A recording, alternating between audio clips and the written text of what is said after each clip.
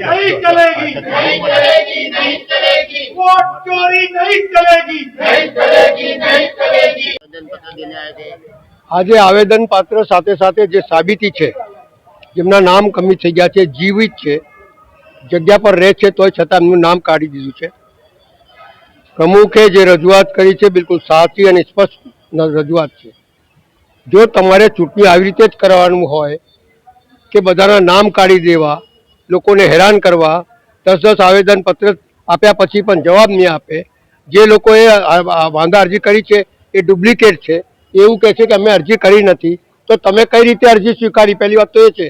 અને જો દાદાગીરીથી પોલીસ ડિપાર્ટમેન્ટનો સાથ લઈ, આ ડીએલઓનો સાથ લઈને જો આ રીતે લોકોને મતદાતાઓને હેરાન કરી અને ચૂંટણી જીતવા માંગતા હોય તો તમે આ જે મતાધિકાર છે, જે દરેક નાગરિકનો મતાધિકાર છે, એનાથી તમે વંચિત રાખી અને ચૂંટણી જીતવા માંગતા હોય તો આવી ચૂંટણી ના કરાવો તો સારું છે.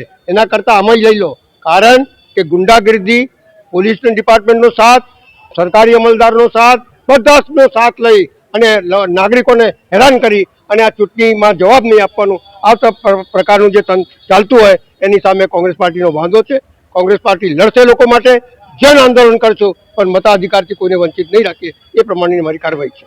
વધુ જ આવી માહિતી માટે જોતા રહો નેતા 5.